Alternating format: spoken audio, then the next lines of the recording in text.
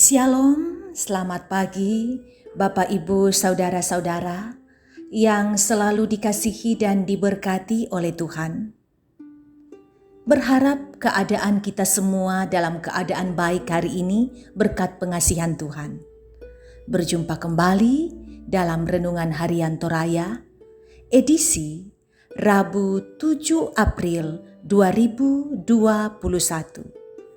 Kita akan membaca firman Tuhan.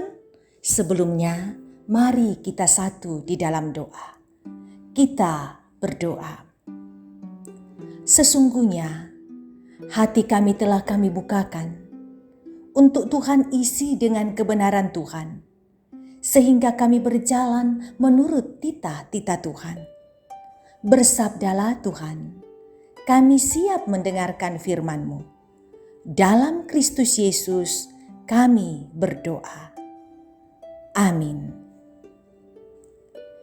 1 Korintus 15 ayat 50 sampai 58. Ayat 50. Saudara-saudara, inilah yang hendak kukatakan kepadamu, yaitu bahwa daging dan darah tidak dapat bagian dalam kerajaan Allah, bahwa yang binasa tidak mendapat bagian dalam apa yang tidak binasa. Sesungguhnya, aku menyatakan kepadamu suatu rahasia. Kita tidak akan mati semuanya, tetapi kita semuanya akan diubah dalam sekejap mata, pada waktu bunyi nafiri yang terakhir. Sebab nafiri akan berbunyi dan orang-orang mati akan dibangkitkan dalam keadaan yang tidak dapat binasa, dan kita semua akan diubah. Karena yang dapat binasa ini harus mengenakan yang tidak dapat binasa, dan yang dapat mati ini harus mengenakan yang tidak dapat mati. Dan sesudah yang dapat binasa itu mengenakan yang tidak dapat binasa, dan yang dapat mati ini mengenakan yang tidak dapat mati, maka akan genaplah firman Tuhan yang tertulis, maut telah ditelan dalam kemenangan. Hai maut, di manakah kemenanganmu? Hai maut, di manakah sengatmu? Sengat maut ialah dosa, dan kuasa dosa ialah hukum Taurat. Tetapi syukur kepada Allah yang telah memberikan kepada kita kemenangan oleh Yesus Kristus Tuhan kita. Karena itu, saudara-saudaraku yang kekasih, berdirilah teguh, jangan goyah, dan giatlah selalu dalam pekerjaan Tuhan. Sebab kamu tahu bahwa dalam persekutuan dengan Tuhan, jerih payahmu tidak sia-sia. Firman Tuhan, amin.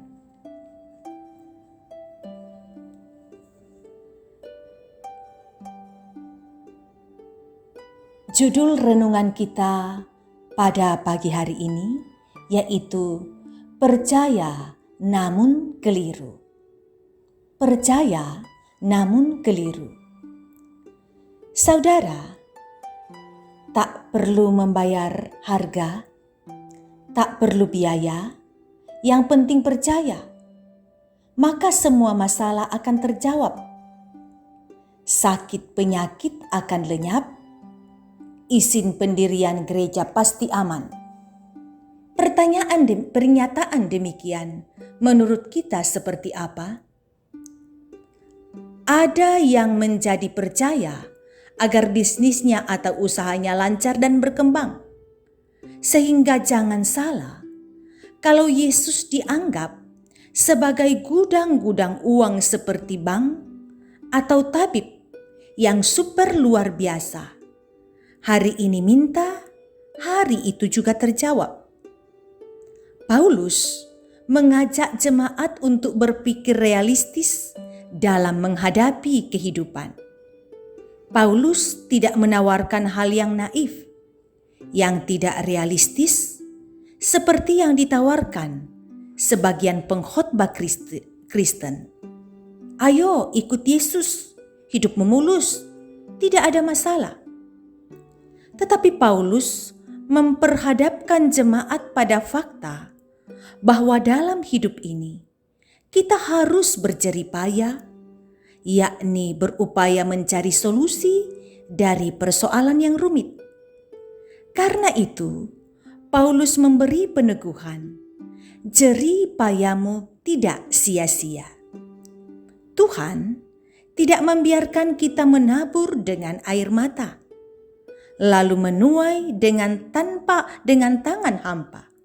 Tetapi yang Tuhan janjikan adalah bila menabur dengan air mata, tentu akan menuai berkat Tuhan. Inilah pandangan Paulus. Keselamatan melalui karya kebangkitan Kristus menjadi kepastian. Keyakinan akan Injil keselamatan membuat kita berpikir yang realistis, tidak mudah tergoncang oleh rupa-rupa pengajaran tentang kematian. Jangan sampai kita menjadi orang percaya, namun keliru menjalani kehidupan ini.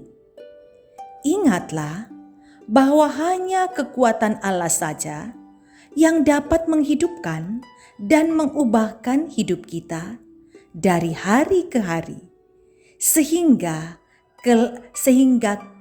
kekal kelak. Tetaplah percaya dalam kebenaran dalam Kristus, karena hanya di dalam Dia kita beroleh hidup yang bermakna. Amin. Mari kita satu dalam doa. Kita berdoa. Kami bersyukur untuk firman yang boleh kami dengar mengingatkan kami bahwa berada di dalam Kristus dan mempercayai Kristus bukan berarti segalanya akan aman. Tetapi kami diingatkan, mungkin kami akan menghadapi masalah kesulitan. Tetapi pada akhirnya Tuhan akan menambahkan kekuatan dan Tuhan tidak meninggalkan kami.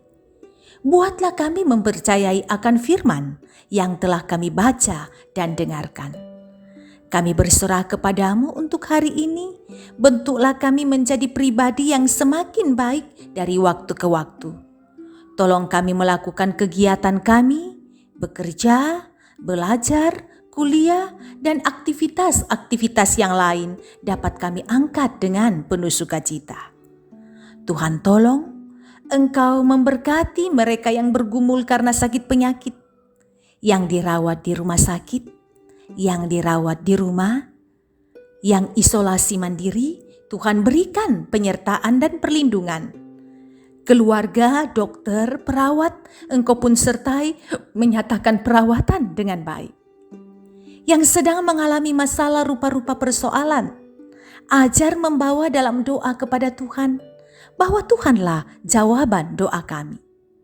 Sertai kami untuk menjalani minggu-minggu Paskah beberapa minggu ke depan. Kami yakin di dalam Engkau ada kemenangan, dan kami mensyukuri kemenangan yang Tuhan berikan kepada kami. Semoga keharmonisan keluarga selalu tercipta di antara kami. Semoga Engkau selalu memberkati kami dalam melakukan akan pelayanan dan ibadah sejauh minggu ini. Semoga berjalan dengan baik karena kasih karunia Tuhan. Berkati majelis gereja bersama dengan anggota jemaat. Bersatu padu kami mengangkat pelayanan untuk kemuliaan nama Tuhan.